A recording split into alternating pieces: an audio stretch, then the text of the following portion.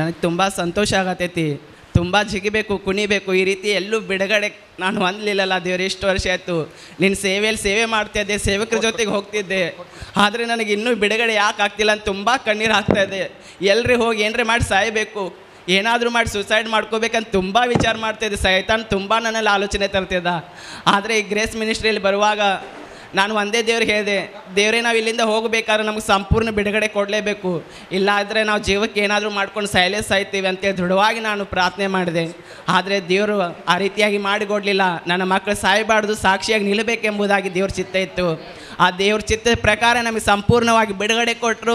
ಇನ್ನು ಮೇಲೆ ನಾವು ಆತನ ದೇವರಿಗಾಗಿ, ಆತನ ಚಿತ್ತಕ್ಕಾಗಿ ಒಪ್ಪಿಸ್ತೇವೆ. ಆತನ ಸೇವೆಯಲ್ಲಿ ಬಲವಾಗಿ ನಿಂತು, ಆತನ ಮುಂದೆ ಸಾಕ್ಷಿಯಾಗಿ ನಿಂತು ಅನೇಕರಿಗೆ ಸುವಾರ್ತೆಯನ್ನು ಸಾರಿ ನಶಿಸಿ ಹೋಗ್ತಿರುವಂಥ ಆತ್ಮಗಳಿಗಾಗಿ ಬಲವಾಗಿ ಕಣ್ಣೀರಿಂದ ಪ್ರಾರ್ಥನೆ ಮಾಡುವಂಥ ಆತ್ಮನ ವರಗಳಿಂದ ಆತನ ತುಂಬಿಸುವಾಗ ನಾವು ಇನ್ನೂ ಹೆಚ್ಚಾಗಿ ಬಲದಿಂದ ಬಲಕ್ಕೆ ಮುನ್ನಡೆಯುತ್ತೇವೆ ಎಂಬುದಾಗಿ ನಮ್ಮಲ್ಲಿ ದೃಢವಾಗಿ ನಂಬಿಕೆ ಬಂದಿದೆ. ದೇವರು ಈ ಸೇವೆಯಲ್ಲಿರುವ ಪ್ರತಿಯೊಂದು ಮಕ್ಕಳನ್ನು, ಸೇವಕರ ಕುಟುಂಬನೂ ಹೇರಳವಾಗಿ ದಿವಿಸಿ ಆಶೀರ್ವಿಸಲಿ ತಂದೆ ಎಂಬುದಾಗಿ ನಾವು ಇನ್ನೂ ಹೆಚ್ಚಾಗಿ ಪ್ರಾರ್ಥಿಸ್ತೇವೆ. ಈ ಸೇವೆ ಇಲ್ಲಿ ಅಷ್ಟೇ ಅಲ್ಲ, ಇನ್ನೂ ದೇಶಗಳಲ್ಲಿ ಸೇವೆ ಬಲವಾಗಿ ಸೇವೆಯಾಗಿ ಅಲ್ಲಿ ಹೋಗಿ ಅನೇಕರ ಆತ್ಮಗಳನ್ನು ರಕ್ಷಣೆ ಮಾರ್ಗದಲ್ಲಿ ತರಬೇಕೆಂಬುದಾಗಿ ನಾನು ದೇವರಲ್ಲಿ ಸಂಪೂರ್ಣವಾಗಿ ಬೇಡಿಕೊಳ್ತೇನೆ. ದೇವರ ನಾಮಕ್ಕೆ ಸ್ತೋತ್ರವಾಗಲಿ, ಆಮೇಲೆ. ಹುಡುಗ ಎಷ್ಟು ವರ್ಷ ಒಂದು ಮುಸ್ಲಿಮರ ಬಂಧನದಲ್ಲಿ ಎಷ್ಟು ವರ್ಷ ಚೈನ್ ಹಾಕಿದ್ರಪ್ಪ ನಿನಗೆ? ನನಗೆ 2.5 ವರ್ಷ ನಾವು ಚಿಕ್ಕೋಡಿ ಕರುಷನ್ ದರ್ಗಾ ಇತ್ತು, ಅಲ್ಲಿ 2.5 ವರ್ಷ ಇದ್ವಿ.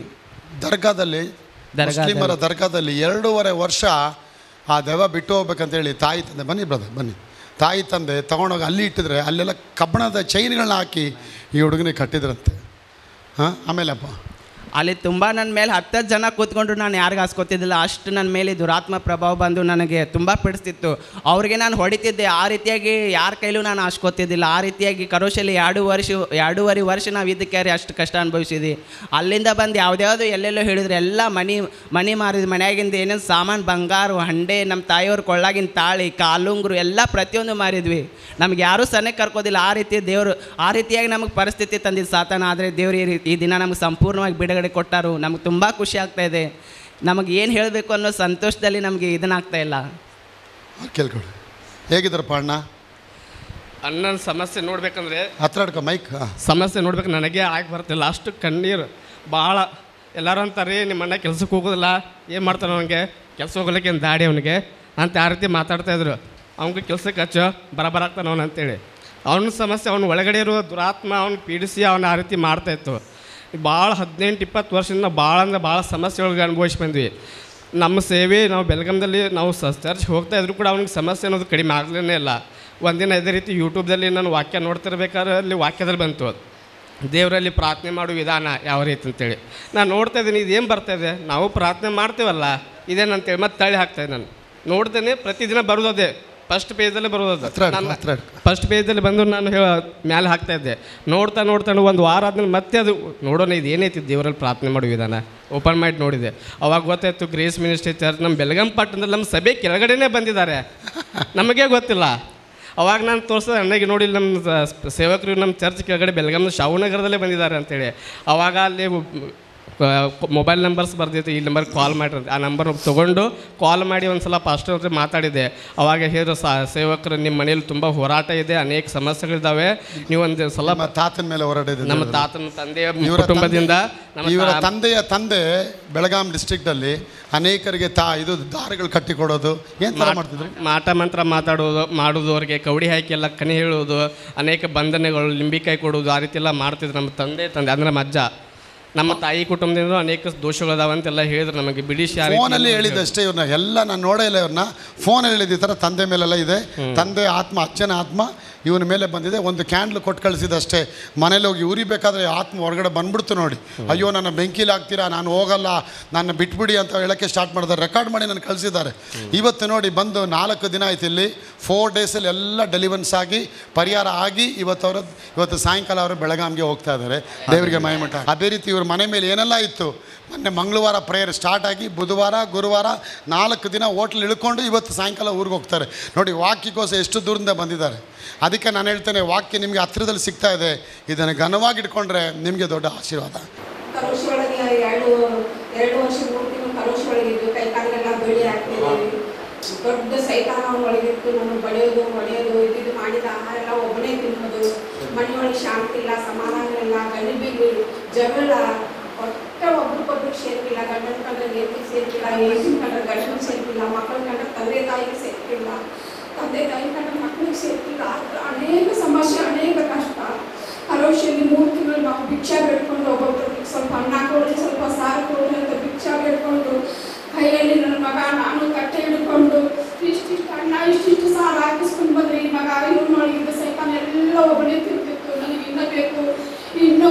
ಇನ್ನೂ ಕೊಡು, ನಾನು ರಾಕ್ಷಸ, ನನಗೆ ನಿಮ್ಮ ರಕ್ತ ಕುಡಿದಕ್ಕಾಗಿ ಬಂದೇನೆ, ನಿಮ್ಮನ್ನು ಸಾಯಿಸೋದಕ್ಕಾಗಿ ಬಂದೆ, ನಿಮ್ಮ 4 ಜನ 4 ಬೀದಿಗೆ ನಾನು ಮಾಡುತ್ತೇನೆ ಅನ್ನೋರಿಗೆ ನಾನು ಹೋಗೋದಿಲ್ಲ, ನಾನು ರಕ್ತ ಕೊಟ್ಟು ನನ್ನನ್ನು ಕಳಿಸಿದ್ದಾರೆ ಎಂಬುದಾಗಿ ಅವನೊಳಗಿದ್ದ ಸೈತಾನ ಎಷ್ಟೋ ನಮ್ಮನ್ನು ಬೀಳಿಸ್ತಿತ್ತು, ನನ್ನ ಕುತ್ತಿಗೆ ನನ್ನ ಹೊಡಿತಿತ್ತು, ನನ್ನ ಬೈತಿತ್ತು, ಕೆಟ್ಟ ಮಾತುಗಳಿಂದ ನನ್ನನ್ನು ಬೈತಿತ್ತು, ನನ್ನ ಗಂಡನಿಗೂ ಬೈತಿತ್ತು. ಅವನಿಗೆ ಎದುರಿಕೊಂಡು ನೋವನ್ನು ನೋಡಿ ಎಡೆಗಳು ನೀವು ಓಡಿ ಹೋಗ್ತಿದ್ದು, ಅವ್ನ ಕೈ ಸಿಕ್ಕಿದ್ರೆ ಸಾಯಿಸ್ತಿದ್ದೆ ಎಂಬುದಾಗಿ. ಅನೇಕರು ನಮಗೆ ಯಾರು ಸಹಾಯ ಮಾಡಲಿಲ್ಲ.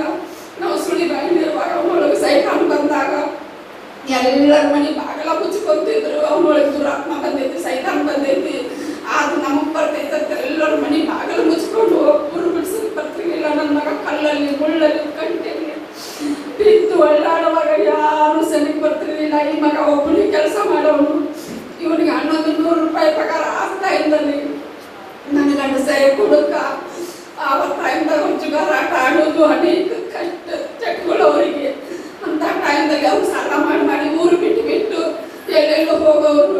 ಆ ಟೈಮ್ದಲ್ಲಿ ಇವು ಚೆನ್ನಾಗಿ ತಮ್ಮದಲ್ಲಿ ಆವಾಗ ಇವನು 7ನೇ ಸಾಲಿ ಬಿಡಿಸಿ ಕೆಲಸಕ್ಕೆ ಹಚ್ಚಿ ಬಂದಿದ್ದ ಪಗಾರದಲ್ಲಿ ಸಾಲ ಕೊಟ್ಕೊಂತು, ಉಳಿದಿದ್ರಲ್ಲಿ ಸ್ವಲ್ಪ ಹಾಕಿ ಸ್ವಲ್ಪ ಎಣ್ಣೆ ತಂದು ಮನೆ ಜೀವನ ನಡೆಸಿ ಇನ್ನೇನೋ ಚಲೋ ಆಗ್ತಾವ ಅನ್ನೋ ಟೈಮ್ದಲ್ಲಿ ನಾವು ಮಾಟಮಂತ್ರ ಮಾಡಿ ಇಷ್ಟೆಲ್ಲ ಸಮಸ್ಯೆಗಳು ಬಂದು ಹೋರಾಡಿ ಹೆಣ್ಣು ಸಾಯ್ಬೇಕು, ನಮಗೆ ಎಲ್ಲ ಮುಂದೋಯ್ತು. ಏನೆಲ್ಲ ಮಾಡಿದ್ವು, ಯಾವ ದೇವ್ರಿಗೆ ಹೋದ್ರು ನಮಗೆ ನಮ್ಮ ಬಿಡುಗಡೆ ಸಿಗಲಿಲ್ಲ. ಈಗ ಮನೆಯೊಳಗೆ ಇಲ್ಲಿ ಬಾಳಾಗಿದ ಒಂದು ಇಷ್ಟ ಬೇರೆ ತಂದಿಟ್ಟಿದ್ದು ಇಲ್ಲಿಗೆ ಹಾಕೋಣ ಅಂತ ಆ ಒಂದೊಂಥರ ಆಲೋಚನೆ ಬರ್ತಿತ್ತು. ಒಂದೊಂದ್ಸಲ ನನಗೆ ನನ್ನ ಗಂಡನಿಗೂ ನನ್ನ ಮಕ್ಕಳಿಗೆ ಕೊಟ್ಟು ನಾನು ಲಾಸ್ಟ್ ಅದು ನೀವು ಸತ್ತಿದ್ದು 4 ಜನ ಒಂದೇ ಸಲ ಸತ್ತು ಹೋಗೋಣ ಅಂತೇಳಿ ನಿರ್ಧಾರ ಮಾಡ್ಕೊಂಡಿದ್ವಿ. ಬರೀ ಸಾಯ್ಬೇಕು ಏನಾದ್ರು ಮಾಡ್ಕೋಬೇಕು, ಸಾಯ್ಬೇಕು ಅಂತ ಬರೀ ಇದು ಆಲೋಚನೆ ಬರ್ತಿತ್ತು. ನೀವು ಸತ್ತು ಹೋಗು ಅಂತಿದ್ರೆ ಬಾಯಿಲೆ ಮಗನ ಬಾಯಿಲೆ ಅನ್ನ ಕತ್ತಿತ್ತು, ಕೆಟ್ಟೆಲ್ಲ ತ್ರಾಸ ಕೊಡ್ತಿತ್ತು. ಅದು ಏನು ಬೇಕಾದ್ರೆ ನಾವು ಮಾಡಿ ಕೊಡಲಿಲ್ಲ ಅಂದ್ರೆ ಅದು ಮನೆಯೊಳಗಿನ ಸಾಮಾನೆಲ್ಲ ತೆಗೆದು ಲೂಟ ಮುಟ್ಟಿ ಮಾಡಿ ನನ್ನ ಹೊಡೆದು ನನ್ನ ಒಳಗೆ ಸೈತಾನ ಇತ್ತು. ನಮ್ಮ ಮನೆಯೊಳಗೆ ಮೊದಲು ವಿಗ್ರಹಗಳು ಇದ್ದು, ನಾವು ಹಿಂದೂ ಧರ್ಮದವರು. ಅದನ್ನು ನೋಡಿ ಅದನ್ನೆಲ್ಲ ಹರಿದು ಹೋಗಿತ್ತಿತ್ತು. ನನ್ನ ಮನೆ ಹಣ್ಣಿ ಮೇಗಿನ ಕುಂಕುಮ ಎಲ್ಲ ಅಳಕೆ ಸುಗಿತಿತ್ತು, ಕೈಯನ್ನು ಬಳೆ ಎಲ್ಲ ಒಡೆದು ಹೋಗಿತ್ತಿತ್ತು. ನೀನು ಗಂಡ ಸತ್ತು 2 ಮುಂಡಿಯಾಗಿರ್ಬೇಕು, ನೀನು ರಂಡಿಯಾಗಿರ್ಬೇಕು ಅಂತ ನನಗೆ ಕೆಟ್ಟ ಮಾತುಗಳಿಂದ ಅದು ಬೈತಿತ್ತು. ಅವಾಗ ಕಡ್ಕೊಳ್ಳೋಕ್ಕಾಗಲ್ಲ, ಅದು ಎಷ್ಟೋ ಕಷ್ಟ ಅನುಭವಿಸಿದೆವು, ಭಾಳ ತ್ರಾಸ ಅನುಭವಿಸಿದ್ರು. ಯಾರು ನಮಗೆ ಅಣ್ಣ ತಮ್ಮಂದರು ಬಂದು ಬೆಳೆದ್ರೆ ಯಾರು ನಮ್ಮ ಸಮೀಪಕ್ಕೆ ಬರಲಿಲ್ಲ. ಆದರೆ ಕರೆ ನಾವು ಲಾಸ್ಟ್ ಸತ್ತು ಹೋಗೋಣ ಅನ್ನೋ ಟೈಮ್ದಾಗ ನಮಗೆ ವಿಶ್ವಾಸಿ ಬೇಕಾಗಿ ನಮ್ಮ ಅವನಿಗೆ ತ್ರಾಸಿತ್ತು. ಅವನು ಕರೋಶಿಯಲ್ಲಿ ಇರ್ತಿದ್ದ, ನಾವು ಕರೋಶಿಗೆ ಹೋಗ್ತಿದ್ವಿ ಬರ್ತಿದ್ವಿ. ಅವ್ರಿಗೆ ನಮ್ಗೆ ಪರಿಚಯ ಆಯಿತು. ಒಂದು ದಿನ ಆ ಮಗ ನಮ್ಗೆ ಭೇಟಿಯಾಗಿ ಅಮ್ಮ ಹಿಂಗೆ ಯಾವ್ಯಾವ್ದೇರಿ ನೀವು ಅಂತ ಹೇಳ್ದ. ಇಲ್ಲಪ್ಪ ನಮ್ಗೆ ಸಾಯೋದ ಬಾಕಿ ಇದೆಲ್ಲ ಮುಗಿದು ಮಾಡಿ ನನಗೇನು ಇದನ್ನಾಗಲಿಲ್ಲಪ್ಪ, ನಮ್ಮ ಕುಟುಂಬಕ್ಕಂತ ಹೇಳಿ ಒಂದು ಮಾತನ್ನು ಮಗಮ್ಮ ನಾನು ಒಂದು ಹೇಳ್ತೀನಿ, ನೀನು ಮಾಡ್ತೇನೆ ಏನು ಹೇಳಪ್ಪ ಅನ್ನೋವಾಗ ನಾನು ಏಸು ನಂಬಿದ್ದೇನೆ, ನನಗೆ ಏಸು ಬಿಡುಗಡೆ ಕೊಟ್ಟಿದ್ದಾನೆ, ನನಗೆ ಕೊಟ್ಟು ಬಿಡುಗಡೆ ಕೊಟ್ಟು ದೇವರು ನಿಮಗೂ ಬಿಡುಗಡೆ ಕೊಡ್ತಾರೆ, ನೀವು ಏಸಿನ ಕಡೆಗೆ ಬನ್ನಿ ಅಮ್ಮ ಅಂತ ಹೇಳಿದ. ಆವಾಗ ನನಗೊಂಥರ ನೆಮ್ಮದಿ ಬಂತು. ಎಲ್ಲ ಮಾಡಿ ಮುಗಿಸಿದೆ. ಲಾಸ್ಟ್ ಇದನ್ನು ಒಂದು ಮಾಡೋಣಪ್ಪ ಹೋಗೋಣಪ್ಪ ಅಂತ ಹೇಳಿ ಮಗನಿಗೆ ಫೋನ್ ಮಾಡಿ ಹೇಳಿದೆ. ಹೋಟೆಲ್ನಾಗ ಇರ್ತಿದ್ದ, ಮನೆಗೆ ಯಾವಾಗ ಒಂದ್ಸಲ ಬರ್ತಿದ್ದ. ನಾವು 3 ಜನ ಮಾತ್ರ ಮನೆಯಾಗ ಇರ್ತಿದ್ದೀವಿ. ವಾರಕ್ಕೊಂದು ಸಲ ಸುಟ್ಟಿತ್ತು. ಒಂದು ಮನೆಗೆ ಬಂದ್ರಾಗಿ ನೀನು ಹೇಳ್ಯಾರಪ್ಪ ಜಗದೀಶ ಮತ್ತು ಏಸು ನೆಂಬಂತ ಹೇಳಿದರು.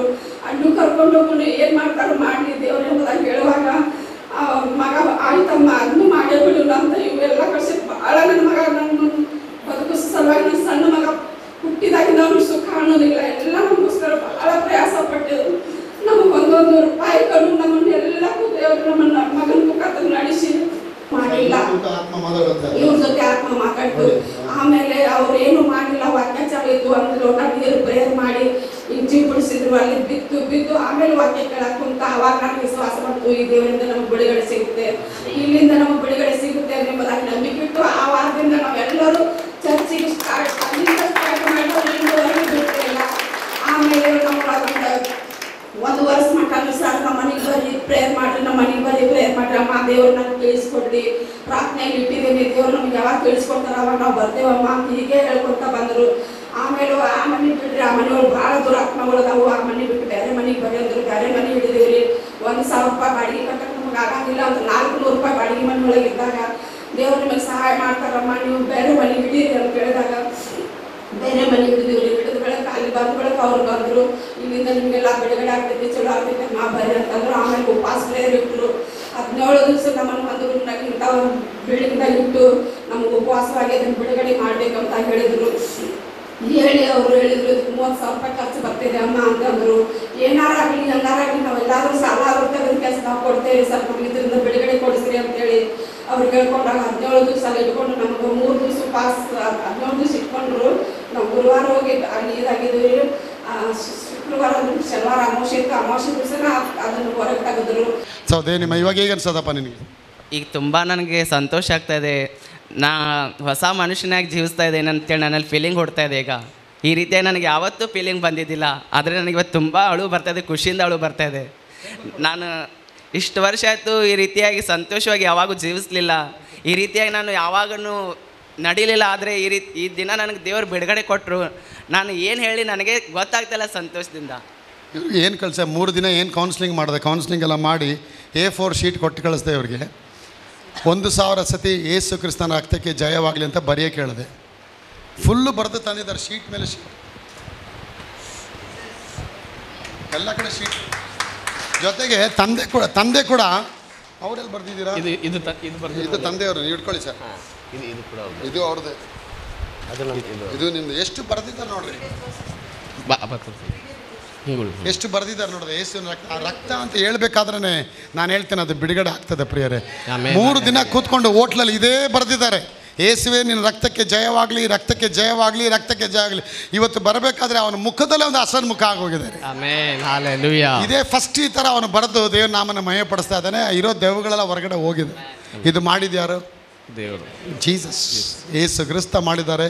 ಅವ್ರಿಗೆಲ್ಲ ಮಹಿಮೆ ಏರ್ಪಡಲಿ. ನಿಮಗೆ ಬರೀಬೇಕಂತ ಆಸೆ ಇದ್ದರೆ ಒಂದು ಶೀಟಲ್ಲಿ 1001 ಸತಿ ಬರೀರಿ, ಯೇಸುವಿನ ರಕ್ತಕ್ಕೆ ಜಯವಾಗಲಿ ಅಂತ ಬರೀತಾ ಬನ್ನಿ. ಕರ್ತ ನಿಮ್ಮ ಕೈಗಳನ್ನ ವೃದ್ಧಿ ಮಾಡಿ ಆಶೀರ್ವಾದ ಮಾಡ್ತಾರೆ. God bless you sir. God bless you sir.